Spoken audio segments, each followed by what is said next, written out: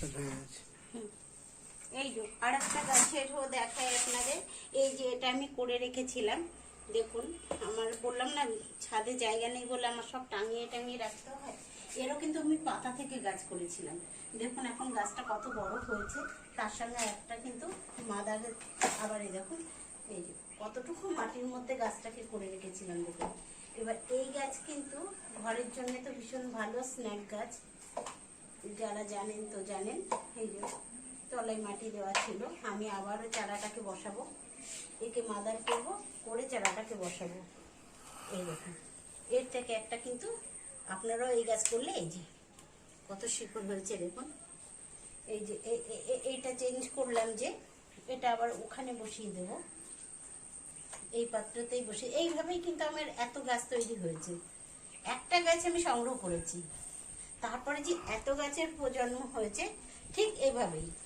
এই যে দেখুন ড্যাপটা ভেঙে নিলাম কত চারা সমেত, একে আবার এখানে বসিয়ে দিলাম, কারণ এটা ছোট, 1 বছরে আবার এরকম বড় হয়ে যাবে, এই যে যেরকম হয়েছে। আর এটারও কিন্তু আমি আর এক প্রসেসেও কিন্তু চারা তৈরি করব।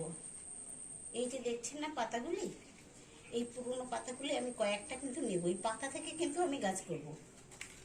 এই যে এই পাতা থেকেও আমার চারা তৈরি হবে।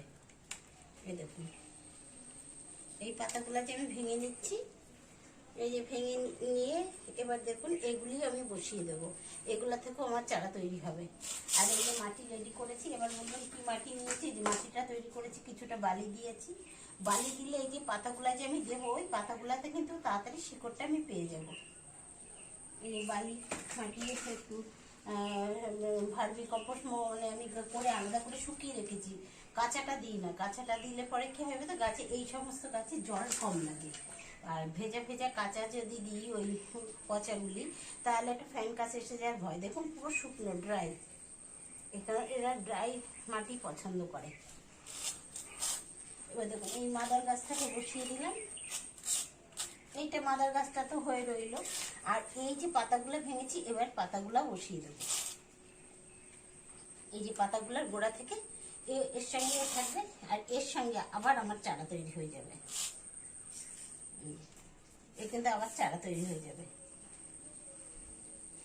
এটা এমনি গোড়া থেকেও ড্যাব হয়, আবার পাতা থেকেও গাছ হয়। আপনাদের দুরকমই দেখালাম। আপনারা যদি একটা গাছ সংগ্রহ করেন, তো আমার মতন অনেক গাছ এরকম করে ফেলতে পারবেন। এই যে শুকনো এগুলো বালি আর একটুখানি এই যে ভার্মি কম্পোস্ট রেখেছি, এটা দিয়ে দেবো। একটু হালকা সিনকুচি আপনারা যদি ব্যবহার করেন, তাহলে গাছের গ্রোথটা আরও বেশি ভালো হবে। তবে আমি বেশি ওসব ব্যবহার করি না, কারণ ওগুলি আমার যে ভার্মি কম্পোস্ট বাড়িতে তৈরি করি, আমার তাই দিয়ে সুন্দর গাছ হয়ে যায়। কিচেন কম্পোস্টকে শুকাই, শুকিয়ে যে ভার্মি কম্পোস্ট করি, সেটাই আমার গাছ। এই যে দেখুন বালির ভাগটা অনেকটা কিন্তু বেশি দিলাম, অনেকটা বালির ভাগ বেশি দিলাম আর এসে রাখলাম। এবার যেহেতু আমার জায়গা কম, তাই আমি এইভাবে টবগুলাকে ইউজ করি।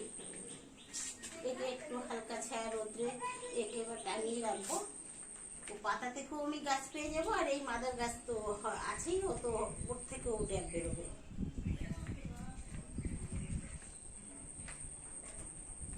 এটা আপনি এবার ইচ্ছা করলে ঘরে ব্যালকনিতে সব জায়গায় রাখতে পারেন, আমি যেরকম রাখি। সাপোর্টে আর নড়বেও না। এই যে এই সাপোর্টটা কেন রাখলাম বলুন তো, গাছটা যে উঠিয়ে চেঞ্জ করলাম, এই যে সাপোর্টে হয়ে গেল। দেখুন এবার এই গোড়া পাতা থেকে কিন্তু সুন্দর চারা তৈরি হয়ে যাবে। তো এই জন্যে আমার কাছে যে আসে আমি তাকে চারা দিতে পারি, বা বাড়িতে যদি আপনি একের অধিক অনেক করতে চান, তো আপনারাও কিন্তু আমার মতন অনেক চারা করতে পারেন। এটা ঘরের যে কোনো জায়গায় আপনি টাঙিয়ে রাখতে পারেন, বসিয়ে রাখতে পারেন, সেটা আপনার খুশি। এই যে এভাবেই কিন্তু এই চারা তৈরি হয়ে যাবে।